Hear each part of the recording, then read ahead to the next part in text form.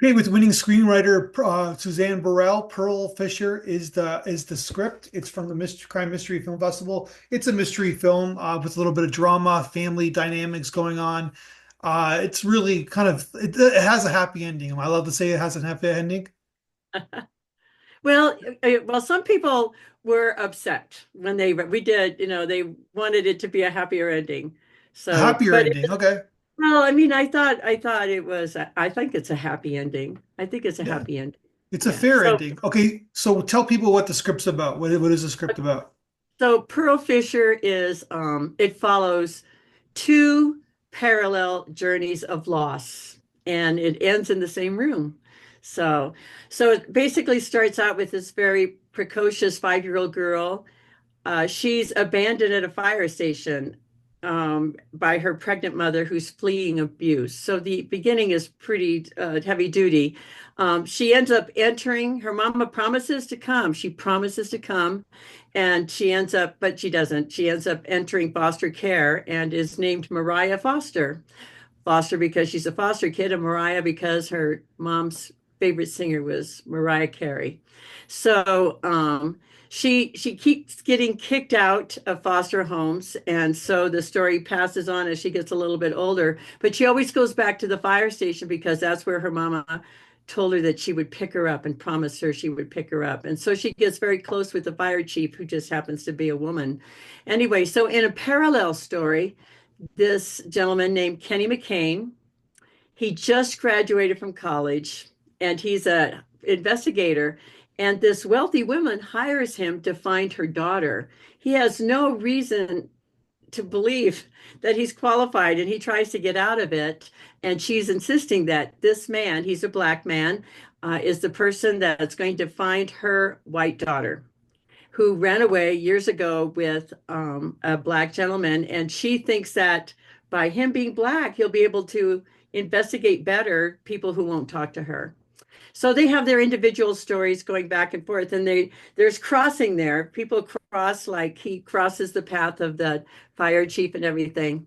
Anyway, so Mariah survives an attack. Somebody tried to rip her pendant. She has this sailboat pendant that she never takes off. Her mother told her to keep it safe, and the name of the pendant was, it was a boat called the Pearl Fisher. Anyway, Hmm.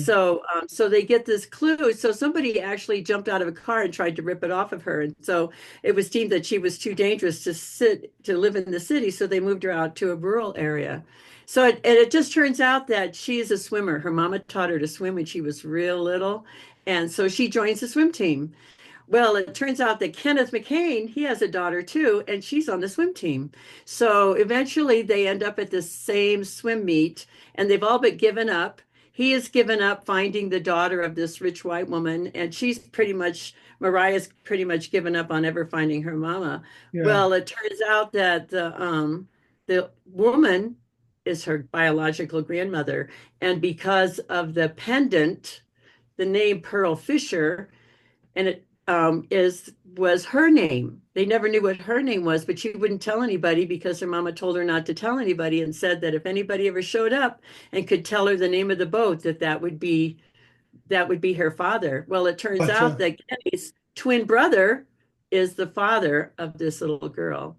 Anyway, so it took me a long time, but it does come out. You can follow the story, even Yeah. though I'm not maybe not saying it So so a couple clearly. things. Well, a few things I want to talk to you, but the twist is in the title, I guess, right? Yeah. Oh, the twist is right in the title. Yeah, Yeah. the twist is in the title.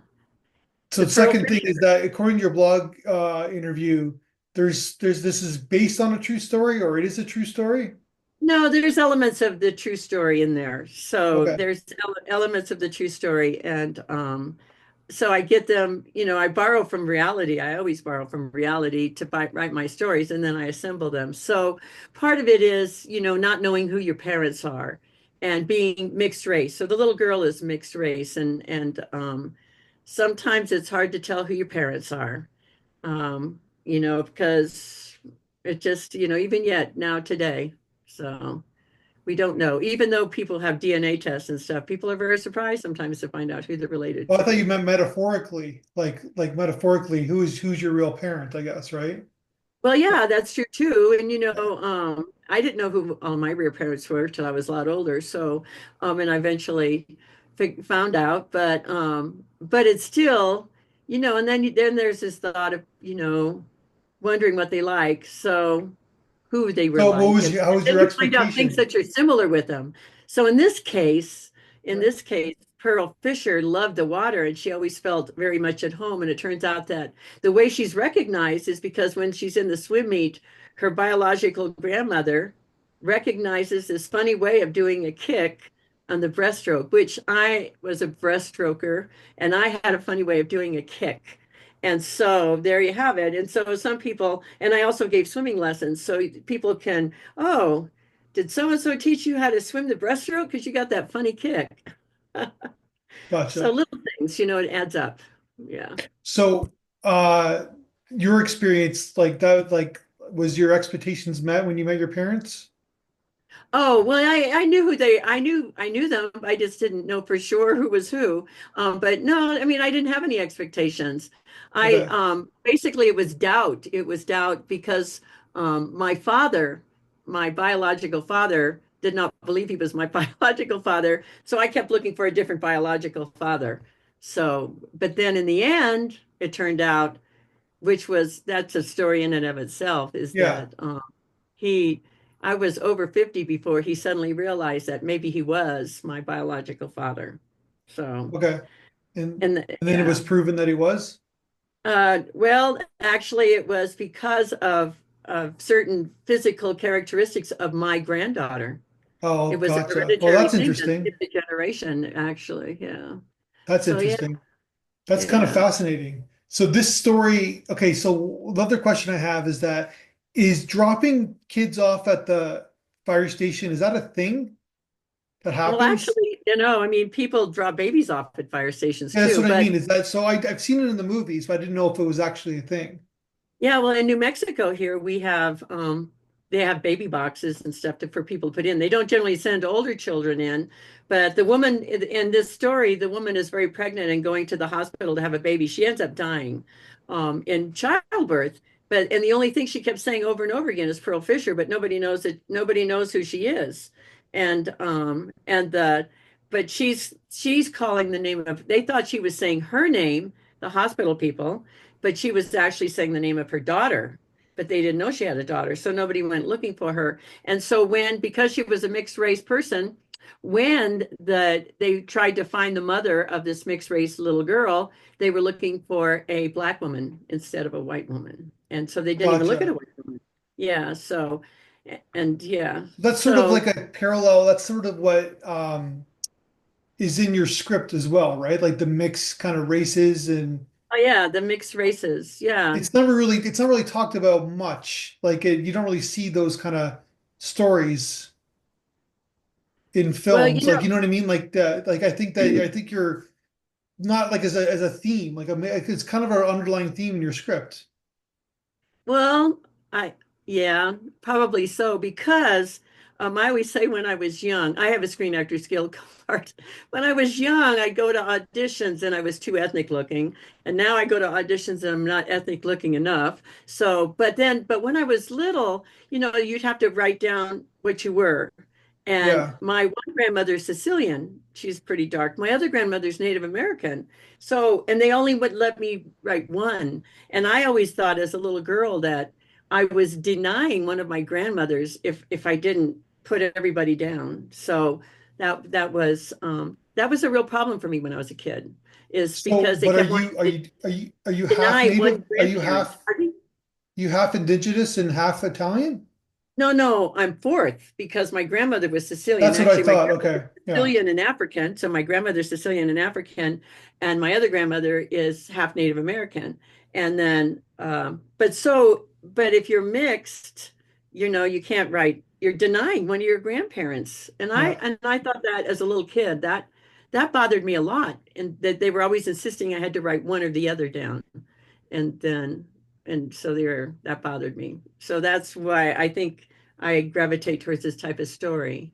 Most of my stories have mixed race people in them because that's what I've dealt with most of my life. So, Gotcha. Yeah, no, like you could, but it's interesting. It's an interesting kind of it's an interesting like thing because it's like kind of an identity. It's like who am I, right? Like Oh you've heard of yeah, like you had a president who is half black, half white, right? But he yeah, kind of identified as a black man because he looked black, right? So right, right. But then, it's it's like just, just like your script, right? Like they identify as they look black, so then they don't think like they're looking for a white mother. I'm sorry, black yeah, mother. they didn't look for a Not white mother, and that's yeah. a big thing. And when they realized that she could have had a white mother, and in my script, I have this the librarian. She spends the night in the library, and that's based on true too, because I didn't quite spend the night in the library, but I was locked in the library, and I was just happily reading books in the basement of the library, and my own kids were insisting that I was still in the library, and the guards were like, "No, she's not." And they insisted long enough where they came looking for me, and there I was on the floor of the library reading books. Anyway, I do a lot of research. Anyway, so Sorry, did you knew that you were locked in? And you're like, okay, I'm just gonna read then. I guess I'm locked in for the no, night. I didn't know I was locked in. I Okay, mean, you I know got somebody so had turned off the lights. immersed Yeah. into your yeah. I was just reading, and so the lights would go off if you didn't move around a lot. So I just stood up and turned on the lights, and then they had turned off the lights. I didn't know that, but I turned it back on again.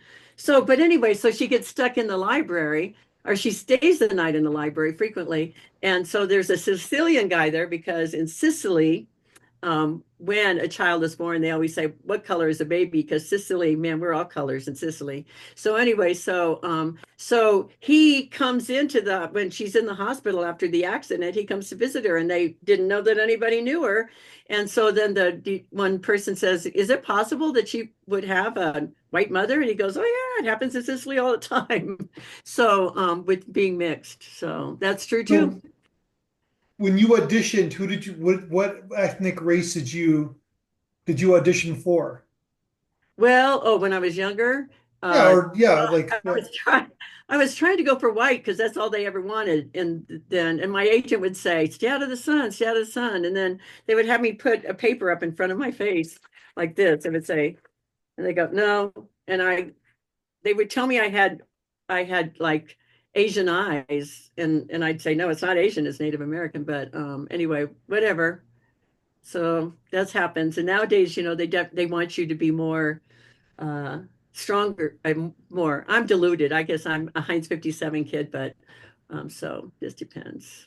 But did you It's ever still out there. audition for like an indigenous person? Did you ever do an audition? Oh yeah, I've auditioned. I've come pretty close. I actually look very mostly everywhere I go, people ask me what tribe I am, so I just go with Yeah. that.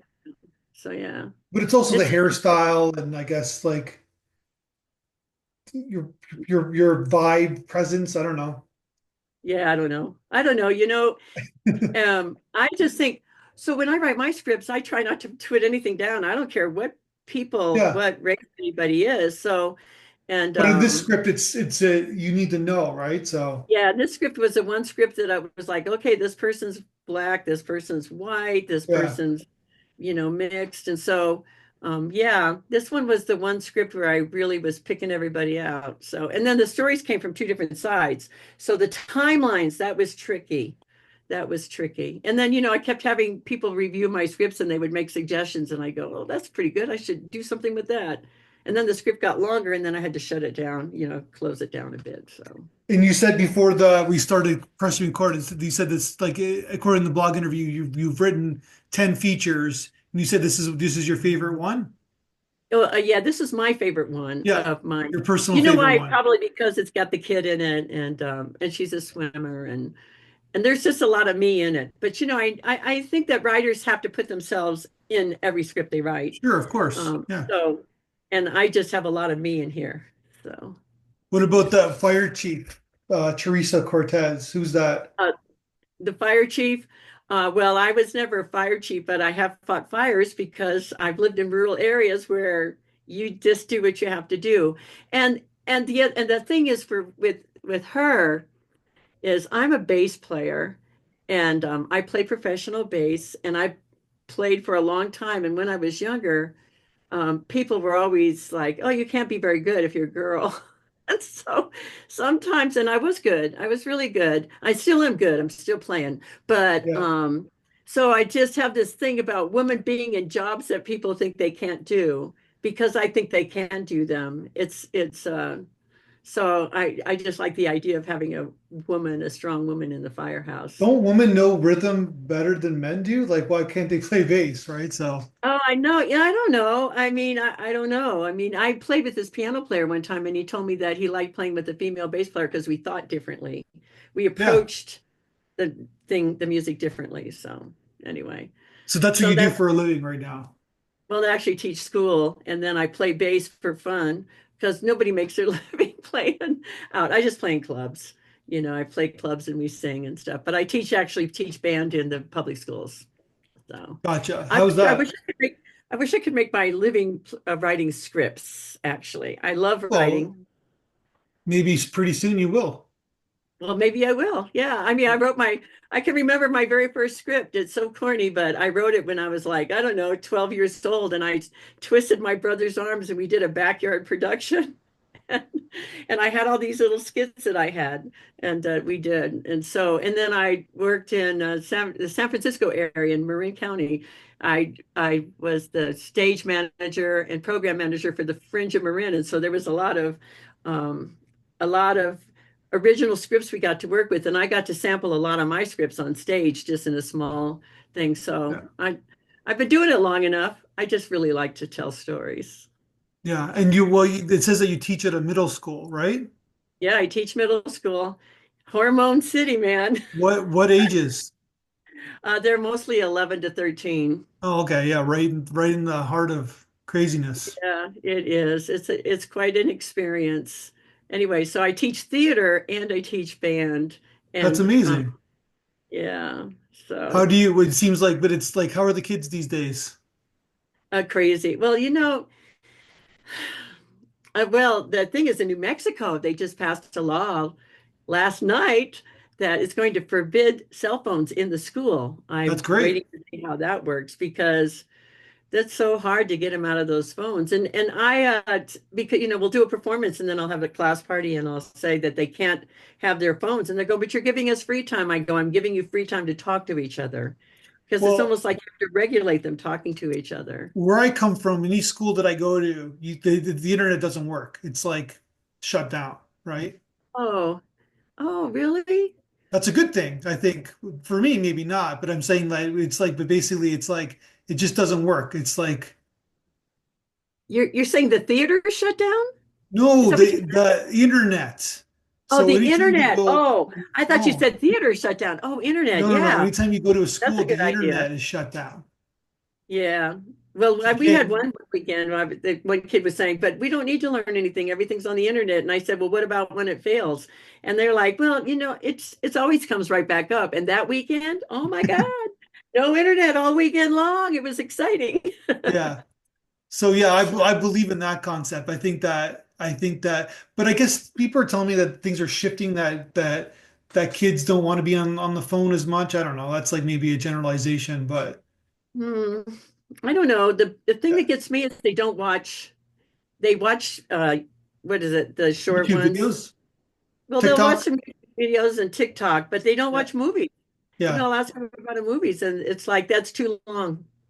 And I don't know. They play a lot of games, so I don't Yeah. know.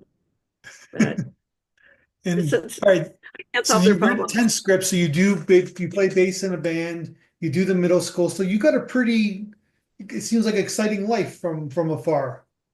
Oh well, I'm busy. Yeah. So, So but what's your origin story for writing scripts? Like when did you start writing and what was your motivation? when did I start writing? I mean, like Screenplays. seriously?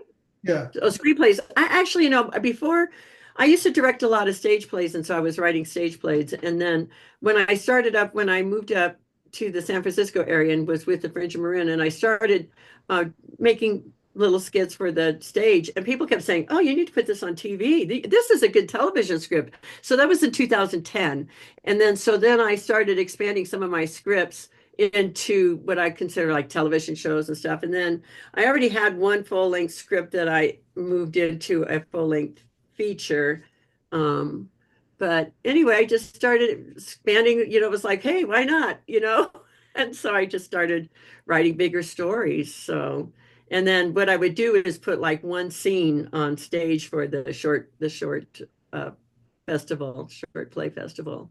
So, and then I loved putting the people I knew in the story. Like I have people that I know and I write parts for them. Mhm. And so that's exciting for me to see how they do that. So, and anyway, but yeah, I don't know. I started, I couldn't stop, just kept writing. I'm very disciplined. I can't do it every single day, but boy, Saturday morning, I get up, nobody bothers me. I get up and I write. That's So, amazing. yeah, And you're just like, and rewrite. yeah, and you want to, this is what you want to do for, like, you want to transition to this, doing this for a living, I guess, right? Oh, I would like to. Yeah, Yeah. I would like to. I like that a lot. I wouldn't mind directing. I've directed a lot of stage play. I directed two short films, but I think it would be cool if I could ever get in a position where I could direct, because that's what I really like. And then I like editing too. I just editing film. That's to me, that's music. It's just musical, how you put it all together. Yeah. So So yeah, you those did, are well, I can see it in your writing. You understand tone and rhythm in your writing, right? So thank you. tone's the Thank you. hardest thing to write. And it's like, there's like nice little, I'm looking, because we're going to do a Zoom reading of your script, right? Right. Well, then actually we're going to do a Zoom reading of a different script. Oh, these So different, they well, said I'm cool with whatever script because I want to see your words come to life like that because I want to see the rhythm. I like it. oh, well, though you guys did the 3 minutes short at the beginning of this, and heck, I cried. And I Yeah. was like, wow, that was so beautiful. And you know what it was? It was the rhythm of the song. It was the rhythm of the song that she was singing and how you guys presented that. And it was like, wow. So that was exciting for me just to hear you guys do it. Yeah. That's really good to hear. We asked you a question in the blog as well. What script would you just how would you describe this script in 2 words? And you said resilient faith, which is a great line, It took me which is forever a to get great those. phrase, right? It almost could be the title of your script, Resilient Faith. Really? You think Yeah. so? It's a little too I, on the nose, but it's like it's cheesy, but it's like it would work though. Yeah, well, it probably would, but and Pearl, to me, Pearl Fisher, I chose Pearl Fisher because it had so many, it was the name of the boat, it was the name of the girl, Yeah. and then it was the secret that she kept, and it was the name that the woman gave at the hospital before Yeah. she died. So it kept showing up, and then I think that you don't really know what the Pearl Fisher is till you get to the end. And then you realize it's all related. I mean, the pearl fisher is the boat, it's her, and it's the name, and her mother called her name. Yeah. So, Well, I'm a child of the 80s. Maybe I'm like influenced by like they used to always have films by the telling you what the theme is. uh-huh. They would tell you what So the theme is resilient in the faith, title, right? It would be yeah, cheap, but resilient it would be faith, that like, would be that would work because yeah, that's what she Bright had Lights, Big all the City. That's what the movie's about, right? So it's like, okay, okay, I'm gonna watch that. Resilient Faith. I'm gonna watch that film. It's resilient. You have to be resilient to get what you want out of life. Yeah, yeah, well, you just hang in there, just keep believing and going, yeah, right? exactly. It sort of it's Okay. in there. So yeah, maybe that's what the influence is. Okay, one last question for you. It's a fun one. We asked you in the blog interview as well what movie you watched the most times in your life, and you remember what you said? Oh, well, probably the Wizard of Oz Wizard of because Oz, well, I right? wrote that, because I watched it. Well, I didn't see it. I saw it once as a child, um, when I was like 7, and then I never saw it again till I was like 19, and that's the first time I saw it in color. But then when my kids came along, then we would rent a video and show them. Yeah. But so that's the only thing, and it's a great story. I So, and I remember read when I the was a book. kid, they used to be on TV once a year. These movies like Superman or Ten Commandments, they used to be Yeah. on once a year. And I used to watch Wizard of Oz, but then I only lasted to the Scarecrow, and I would always fall asleep after they got to the Scarecrow. Oh And then when I wow. got older, I got to the Tin Man, and then I finally, after a decade, I got to the Cowardly Lion. Oh, okay. But I just think it's a good story, It is, and of then course, it but is. You ever been yeah. to the Wizard of Oz Museum in Kansas? No, I no, I haven't. It's really good to go. All Like right, I'll it's a have to real, go. it's worth it. It's worth it. It's like right in the middle of Kansas. Well, that was where it belongs in the middle of Kansas. What's that? Yeah, for sure, for sure. It's a Yeah. 12-hour drive from Santa Fe to the Wizard of Oz Museum. I just checked it. Okay. Well, I'm not planning it this weekend. Okay. I have Maybe six next more weeks of weekend. school. Yeah. Have you seen the Wicked movie yet? Oh yeah, I actually saw Wicked in LA, and then I was actually reviewing. I was reviewing shows in LA for a while, and that was one of them I reviewed, and then I saw the movie too. Yeah. And I I thought, I think it's good. I know some people say, they complain about it, but the thing is that every time you redo it, it's got to be fresh and to put your spin on it. And even, with the actors and everything, you don't want anybody who gets in there and pretends they're somebody else. You want somebody who puts their Yeah. spin on it. I don't So think there's one. I don't know. Like I don't think there's anything to complain about. I think it's a perfectly directed film. It's like from you do like directing. If you look at the direction, I well, only seen it yeah. once. I should watch it again and study it again, but it's perfectly executed for what it Yeah, I is, went right? to the So theater and watched it, and then I watched it on YouTube. I mean, yeah, no, not on YouTube, on Netflix, I think it was, wherever it was. It was online, and I watched it there Amazon, too. I think it's yeah, whatever it is, yeah. Amazon, yeah. But So yeah, I yeah, think it's like almost a perfect film. It's just and it's well performed and the because the lead actor has the arc, right? right, right. And then she's like in every scene and she nails it and she's like she just I can't see anybody doing a better job than her. Well, and the other thing they were complaining about it, but so long. But most of the time, when you take a musical off the stage and you put it into film, they cut out so much. Yeah. I mean, I always tell people if you're going to see a musical and you see it on stage, it's not going to be the same when you see it on film because they always cut. But this guy's, he's not. He's just taking the story the way it is. And then, of course, expanding the dance scenes and stuff like that. That's always great. Yeah. And they That's they great. they set it up for the sequel to make more money, right? So Well, hey, it employs lots of people. Come on, we don't have to talk about making money. It's just look at all the people it employed. Did you watch the no, credits? but listen, Oh, yeah, just miles and miles and miles of credits. All the people that they employed to make that movie. And it's a that's good way one to look reason, at it. Yeah. yeah, I mean, that's one, if you look at stage plays and movies, stage plays employ a certain amount of people, but movies employ a lot of people. Yeah. And and I think that's great, just put them all to work and everybody gets tied up into their project and it's like a passion thing. I'll So tie it all up around with you because the character is named after Mariah Carey. I worked on Glitter as a production assistant. I worked on that Mariah Carey film. That film was a machine. Talk about employing people. That was like okay. the movie bombed at the box office, but it employed, including myself, for the year. That movie was like gigantic. Wow, So I didn't see it, so no, yeah, you yeah. you didn't miss much. It was great. It was like the most harmonious film set too. Everybody was having so much fun doing it, making it, and everybody got Ah, along. I've been on many film sets, and that was the funnest film set I've ever been on. So well, you know what? I think that energy makes a big difference in the end, you know, yeah, how the film comes out. So the people employed and stuff. Yeah. yeah, it's Well, that's all yeah, cool. and like yeah, we were in Hamilton, and there must have been like this is before CGI and like AI. So old I am, going way back in 2000.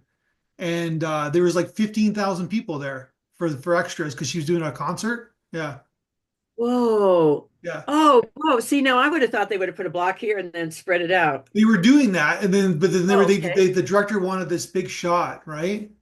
So Oh, wow. I don't think there's 50, maybe like I know there was like around like between 5 and 6. But I'm like a promoter. I think there was 5,000 people, but basically there was a lot of people there. So Well, I believe it. I yeah, believe it. Back when I was young, we used to call those cattle calls, cattle and calls. as Yeah, and so they had to hire X amount of Screen Actor union Guild actors. members. Yeah, yeah, Yeah, and then everybody else, and you were part of the cattle call. And oh my yeah, God, yeah, it's like, yeah. okay, I got to go to a cattle call. Yeah.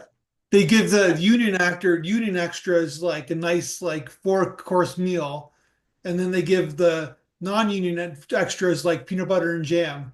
And they don't even give Oh, it to you. They really? just give you like a bucket of peanut butter and like a knife for everybody to share and like this big bucket of jam and like It's just like talk about a class system. Oh, I didn't know that. Yeah.